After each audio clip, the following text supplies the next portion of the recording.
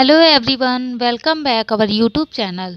तो जैसा कि मैंने आपको कल भी बताया था कि आपकी हम तैयारी करा रहे हैं यूपी पीजीटी सोशियोलॉजी का जो भी पाठ्यक्रम है सेम वैसे ही पाठ्यक्रम के अनुसार तैयारी करा रहे हैं। एक एक टॉपिक बहुत अच्छे से आपको समझाया जाएगा और साथ में जैसे ही आपका पूरा सिलेबस कवर हो जाता है फिर आपको प्रैक्टिस सेट भी प्रोवाइड किया जाएगा। और अगर एग्ज़ाम डेट जल्दी संभावना होती है तो आपको लेक्चर प्लस प्रैक्टिस सेट दोनों प्रोवाइड किया जाएगा। तो अभी फ़िलहाल हम आपको, जैसे कि हमने कल आपको भी पढ़ाया था समाजशास्त्र का अर्थ विषय वस्तु क्षेत्र का, जो कि वो पार्ट 1 था।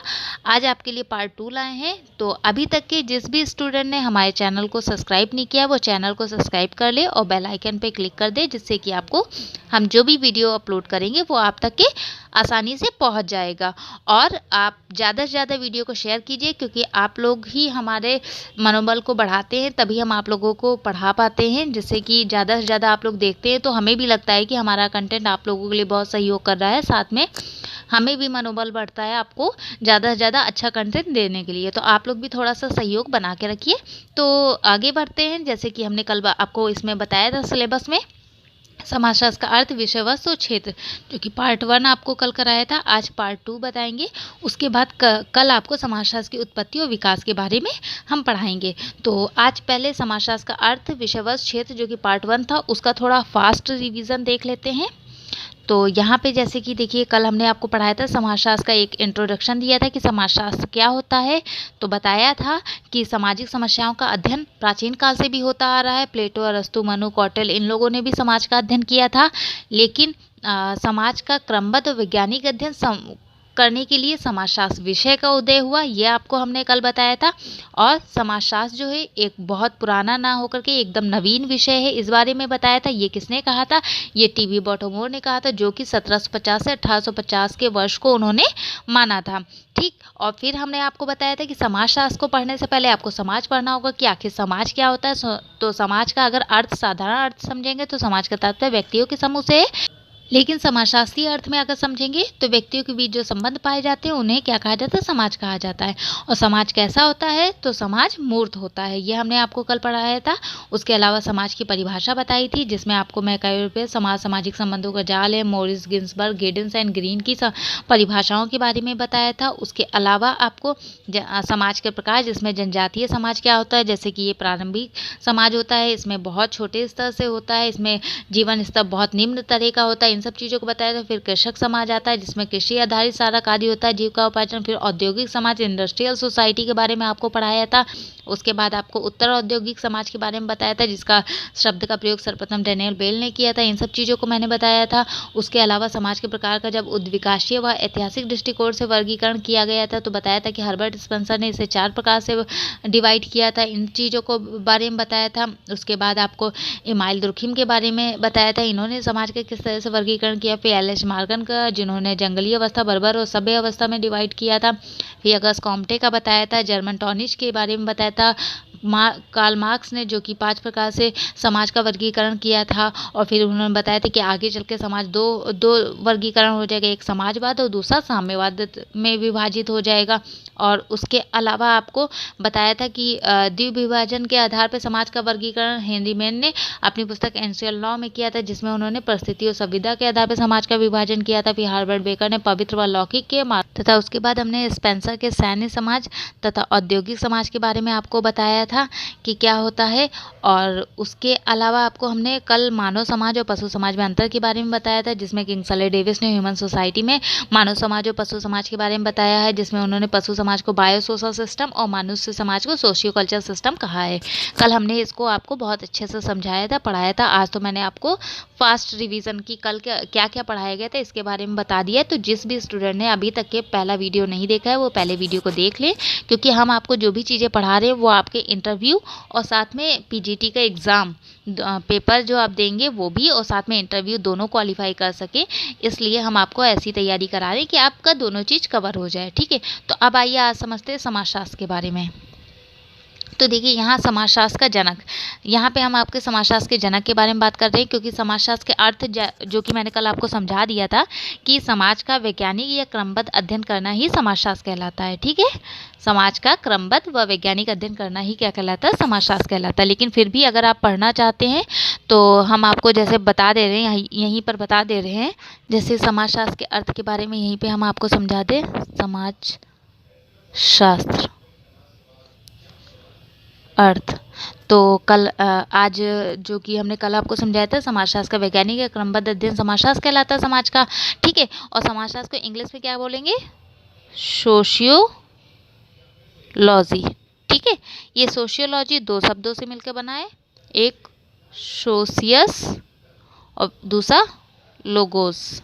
ठीक है, सोशियस जो है ये किस भाषा का है, लैटिन भाषा का है, और लोगोस क्या है, ग्रीक भाषा का है।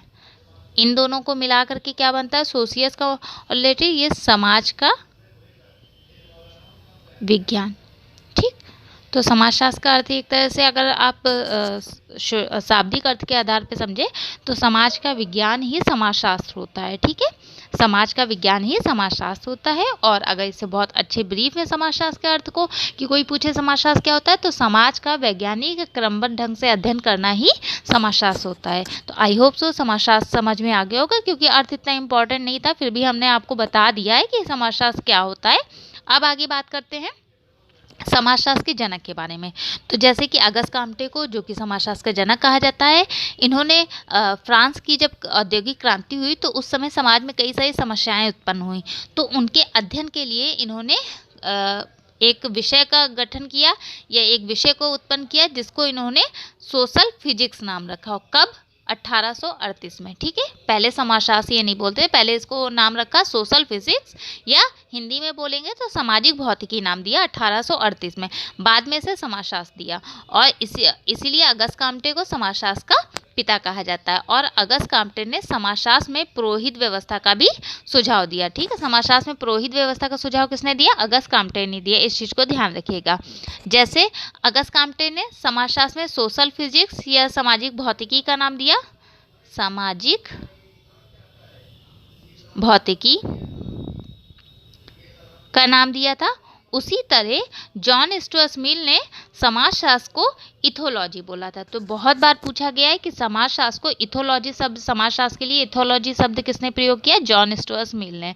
और समाजशास्त्र को सामाजिक भौतिकी किसने कहा, तो अगस्त काम्टे ने कहा। ठीक है, और उसके अलावा जॉन स्टुअर्ट मिल ने समाजशास्त्र को दो भिन्न भाषाओं की अवैध संतान की संज्ञा दी थी, लेकिन ये सुझाव उनका अमान्य कर दिया गया था। लेकिन पूछा जा सकता है कि समाजशास्त्र को दो भिन्न भाषाओं की अवैध संतान किसने कहा है, तो जॉन स्टुअर्ट मिल ने कहा है। ठीक है, इस चीज़ को ध्यान रखिएगा। तो ये तो हो गया समाजशास्त्र के जनक के बारे में।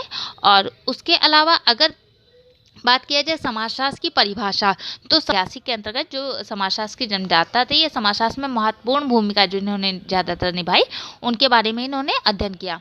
वहीं अगर अनुभविक के अंतर्गत बात किया जाएगा कि अनुभविक में इन्होंने क्या बात किया, ऐसी क्या चीज़ें कही, तो अनुभविक के अंतर्गत इन्होंने तथ्यों का विश्लेषण किया कि वर्तमान में जो समाजशास्त्र है किस विषय के अंतर्गत कार्य कर रहा है, इसकी विषय वस्तु क्या होनी चाहिए, पाठ्यपुस्तकें क्या होनी चाहिए, इन सब के बारे में अनुभविक मार्ग में। और विश्लेषणात्मक के अंतर्गत इन्होंने ये बताने का प्रयास किया कि समाजशास्त्र की विषय वस्तु को तार्किक दृष्टि से निर्धारित किया जाना चाहिए। तो एक तरह से इसको परिभाषा के निर्धारण के आधार पर ना मान करके आप एंगल्स को समाज की विषय वस्तु के आधार पर समझिए कि इन्होंने समाज की विषय वस्तु को तीन आधार पर बांटा। समाजशास्त्र की विषय वस्तु को, एक ऐतिहासिक मार्ग, दूसरा अनुभविक मार्ग और तीसरा विश्लेषणात्मक मार्ग। तो इसको परिभाषा के आधार पर ना समझ के इसको समाजशास्त्र की विषय वस्तु के आधार पर समझिएगा। ठीक है, तो अगर पूछ लिया जाए एंगल्स ने समाजशास्त्र की विषय वस्तु को कितने भागों में बांटा है, तो 3 भागों में, ऐतिहासिक मार्ग, अनुभविक मार्ग और विश्लेषणात्मक मार्ग। ठीक है, कौन सी पुस्तक, व्हाट इज सोशियोलॉजी में।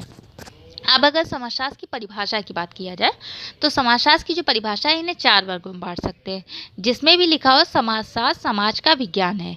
जैसे वार्ड, गिडिंस, हेज और ओडम, इन लोगों ने समाजशास्त्र को समाज का विज्ञान माना है। वहीं अगर समाजशास्त्र को सामाजिक संबंधों का अध्ययन के बारे में बात किया जाए तो MacIver Page, Weber, Kimball Young और गिन्सबर्ग, इन लोगों ने समाजशास्त्र को सामाजिक संबंधों का अध्ययन करने वाला बताया है। वहीं तीसरी परिभाषा को देखें तो समाजशास्त्र सामान्य विज्ञान के रूप में अध्ययन किया है, तो सोरोकिन, किंग्सले डेविस ये समाजशास्त्र को सामान्य विज्ञान के रूप में मानते हैं। वहीं समाजशास्त्र संस्थाओं समूहों के अध्ययन के रूप में तो दुर्खीम और जॉनसन जो कि समाजशास्त्र को क्या करते हैं, संस्थाओं समूहों के रूप में अध्ययन के मानते हैं। तो ये इतनी सी डेफिनेशन अगर याद कर लेते हैं तो सारी आपको डेफिनेशंस याद हो जाएंगी, फिर आपको सोचने की जरूरत नहीं है। जैसे समाजशास्त्र समाज का विज्ञान है, इतना सा याद कर लेंगे तो 4 लोगों की आपको डेफिनेशन याद हो जाएगी, वॉर्ड, गिडिंस, हेड और ओडम। अगर समाजशास्त्र सामाजिक संबंधों का अध्ययन करता है तो MacIver, Page, Weber, Kimball Young, Ginsberg, इन सब की डेफिनेशन समाजशास्त्र सामाजिक संबंधों का अध्ययन करता है, इससे रिलेटेड होगी। ठीक है, तो थोड़ा सा आपको डेफिनेशन की तरफ ले चलते हैं। जैसे कि देखिए हमने बताया था समाज विज्ञान के रूप में, ठीक है, समाजशास्त्र को विज्ञान के रूप में, सामाजिक विज्ञान के रूप में वर्ड ने मांगा। जैसे देखिए लिखा भी है समाजशास्त्र समाज का विज्ञान है, ये किसने कहा, वर्ड ने। ओडम ने भी समाजशास्त्र वह विज्ञान है जो समाज का अध्ययन करता है। देखिए सब मिल रहा है कि नहीं, तो समाजशास्त्र समाज का विज्ञान है, ये वर्ड, ओडम, गिडिंस और हेज ने बोला, ये 4 याद कर लेंगे हो जाएगा। समाजशास्त्र सामाजिक संबंधों, व्यवहारों, क्रियाओं का, जिसमें MacIver, Page, Weber, Kimball Young और गिन्सबर्ग आते हैं। जैसे देखिए यहाँ लिखा है समाज सामाजिक संबंधों का जाल है, संबंध आ गए ना यहाँ इनकी डेफिनेशन में, तो मैकाइवर, पेज। इस आधार पे आप सारी डेफिनेशंस को याद कर सकते हैं। तो देखिए यहाँ पे लिखा हुआ है, आप रोक करके सारी डेफिनेशंस नोट डाउन करना चाहे तो नोट डाउन कर सकते हैं, वरना आप अगर वो जो आगे हमने आपको चार्ट दिखाया है उससे अगर याद कर लेते हैं तो सारी आप डेफिनेशंस अच्छे से समझ जाएंगे। ठीक है, देखिए यहाँ पे जैसे ये देखिए लिखा भी हुआ है समाजशास्त्र, देखिए यहाँ पे लिखा भी हुआ है समाजशास्त्र सामान्य विज्ञान के रूप में। तो देखिए किंग्सले डेविस ने क्या किया है, समाजशास्त्र समाज का एक सामान्य विज्ञान, देखिए सामान्य विज्ञान आ गया कि नहीं आ गया।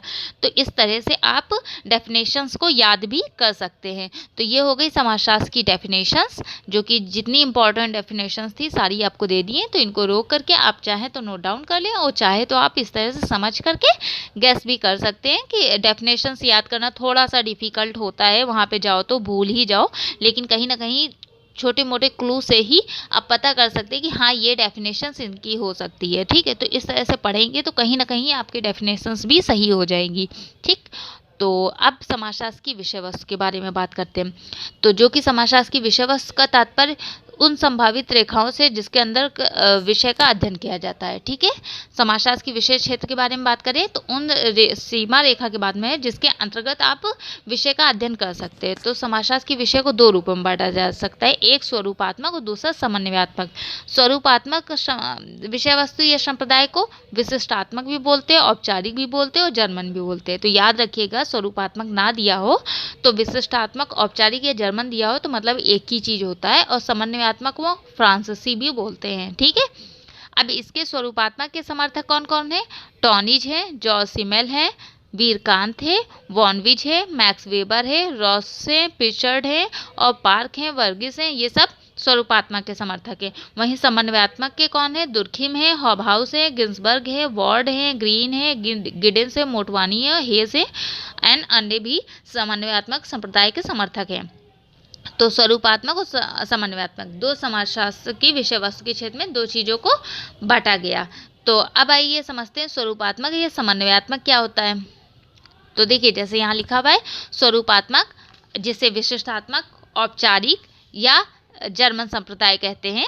इस संप्रदाय की जो अवधारणा थी वो समाजशास्त्र को एक विशेष विज्ञान मानती थी। जिस तरह सारे विज्ञान अलग हैं, राजनीति शास्त्र, मनोविज्ञान और सब विज्ञान अलग हैं, जैसे साइंस है वो अलग एक विज्ञान है, उसका अलग एक महत्व है, उसी तरह ये समाजशास्त्र को भी एक विशेष विज्ञान मानते थे। मतलब इसका भी एक विशेष विज्ञान के रूप में इसे देखा जाना चाहिए, स्वरूपात्मक संप्रदाय से जो भी समाजशास्त्र से संबंधित थे। और इस विचारधारा के प्रतिपादक कौन थे, जॉर्ज सिमेल। जॉर्ज सिमेल पहले व्यक्ति थे जो इस संप्रदाय के प्रतिपादक थे, मतलब जिन्होंने समाजशास्त्र को एक विशेष विज्ञान के रूप में दिया। उसके बाद फिर मैक्स वेबर, इसके समर्थक कई अन्य हो गए, मैक्स वेबर, वॉनविज, टॉनिज और रॉस, पार्क, ये सब लोग स्वरूपात्मक संप्रदाय के समर्थक हो गए। अब इसमें जो है जॉर्ज सिमेल की बात किया जाए तो इन्होंने समाजशास्त्र को माना था कि सामाजिक संबंधों के स्वरूपों का अध्ययन किया जाता है। समाजशास्त्र में सामाजिक संबंधों के स्वरूपों का अध्ययन किया जाता है, जॉर्ज सिमेल ने माना था।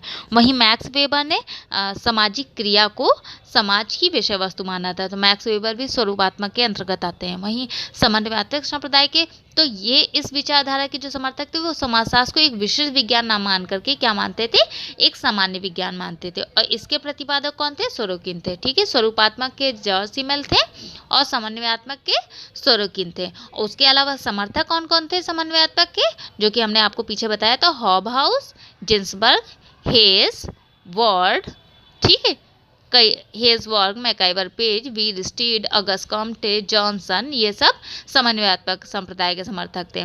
जिसमें सोरोकिन ने जो है समाजशास्त्र को एक सामान्य विज्ञान माना है और इन्होंने एक सूत्र विकसित किया था N+1। ठीक, याद रखिएगा, सोरोकिन ने समाजशास्त्र को एक सामान्य विज्ञान माना और इन्होंने एक सूत्र विकसित किया जिसे क्या बोलते हैं, N+1 बोलते हैं। ठीक है, उसके अलावा अगर समझे तो समाजशास्त्र की विषय वस्तु के बारे में बात करें, विषय सामग्री का, अभी आपको विषय क्षेत्र के बारे में बात कर रहे थे जो कि 2 थे, एक समन्वयात्मक, एक स्वरूपात्मक। ठीक है, ये विषय क्षेत्र था।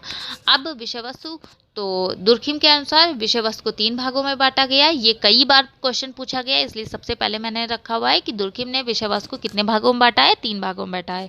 पहला सामाजिक आकीरिकी या स्वरूप शास्त्र, इसमें क्या है, सामाजिक संरचना व स्वरूपों का अध्ययन किया है।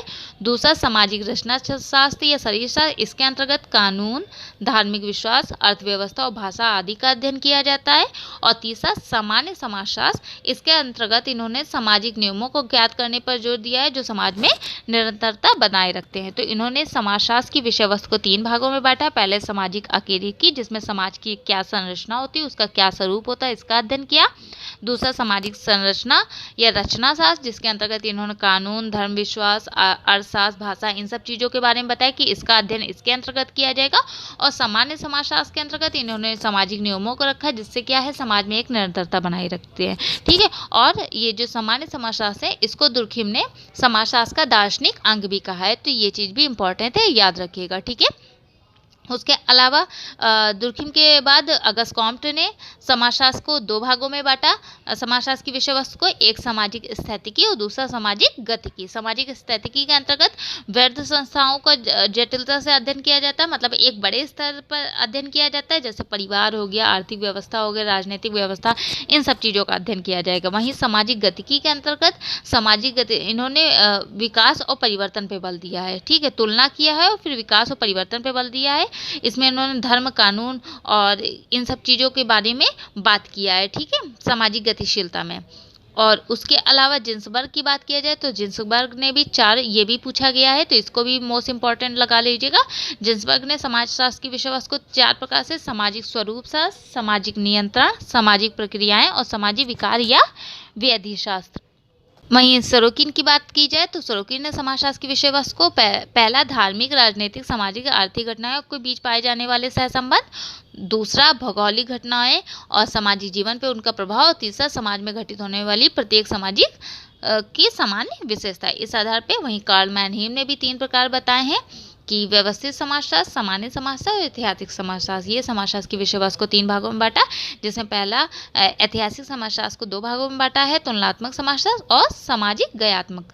तो इसमें ज़्यादा याद नहीं करने वाला है, केवल इतना याद करने वाला है कि अगर आपसे पूछ लिया जाए कि कार्ल मैनहीम ने कितने समाजशास्त्र की विषय वस्तु को कितने भागों में बांटा है, तो 3 भागों में, या ये दे दिया जाएगा कार्ल मैनहीम ने समाजशास्त्र की विषय वस्तु को 3 भागों में बांटा है, इनमें से कौन सी विषय वस्तु कार्ल मैनहीम की नहीं है। और आपको दे दिया जाएगा व्यवस्थित समाजशास्त्र, सामान्य समाजशास्त्र, ऐतिहासिक समाजशास्त्र या फिर समन्वयात्मक समाजशास्त्र। तो आपका जाहिर सी बात है ऑप्शन डी गलत होगा, समन्वयात्मक समाजशास्त्र। ठीक है, तो इस तरह से करके बन सकते हैं क्वेश्चंस। तो बहुत ही आपको अभी लग रहा होगा कि ये इंपॉर्टेंट नहीं है, लेकिन जब एग्जाम में आता है तो आपको वो इंपॉर्टेंट हो जाता है। जैसे जिन्सबर्ग का देखिए, हमने आपको बताया ये जिन्सबर्ग का और दुर्खिम का पूछा गया है। ठीक है, तो इसीलिए हमने यहाँ पे जो भी पूछे जाने की संभावना है वो सारी हमने आपको दिया हुआ है। और अब हम आपको, जैसे कि चैनल का हमारा नाम है एक्स्ट्रा नॉलेज, तो उसी तरह अब हम आपको जो वीडियो जैसे ही कंप्लीट होगा, आपको लास्ट में हम कुछ एक्स्ट्रा नॉलेज ही देंगे जिससे कि आपके लिए इम्पॉर्टेंट रहे। तो आज हम आपको कुछ महत्वपूर्ण पुस्तक के बारे में बात करेंगे जो कि पूछी गई पुस्तक हैं। तो इन सब चीज़ों को देख लेंगे, फिर हम आपको कल ऐसी थोड़ा थोड़ा सा बताएंगे जिससे कि आपको क्या होगा, सब चीज़ें कवर होती रहेंगी। साथ में आपका प्रैक्टिस, जैसे आपको सिलेबस दिया है, सिलेबस के अकॉर्डिंग भी आपका कंप्लीट होता जाएगा और साथ में उसके साथ एक्स्ट्रा भी कुछ ना कुछ आपको मिलता रहेगा। तो इसलिए आज से हम आपको सबसे लास्ट में वीडियो के कुछ इंपॉर्टेंट चीज़ें ही बताएंगे जो कि आपके एग्ज़ाम के लिए बहुत ही यूज़फुल रहेंगी। जैसे कि ये book rural sociology in India कई बार पूछी गई, ये किसकी है? AR देसाई की है। ठीक है, अक्षय रमन देसाई की बुक है रूरल सोशियोलॉजी इन इंडिया। वहीं अगर पूछा जाए समाजशास्त्र विवेचना एवं परिप्रेक्ष्य किसकी पुस्तक है? तो राम आहूजा की है। और इनविटेशन टू सोशियोलॉजी किसकी है? पीटर एल बजर की है, ये कई बार पूछी गई है। एजुकेशन एंड सोशियोलॉजी किसकी है? इमाइल दुर्खिम की है। Sociology of religion Max Weber की है। Introduction to sociology Anthony Giddens की है। The principle of sociology Herbert Spencer की है। The study of sociology Herbert Spencer की है। ठीक है, तो the principle of sociology, the study of sociology Herbert Spencer, introduction to sociology Anthony Giddens, sociology of religion Max Weber, education on sociology Emile Durkheim, invitation to sociology Peter badger.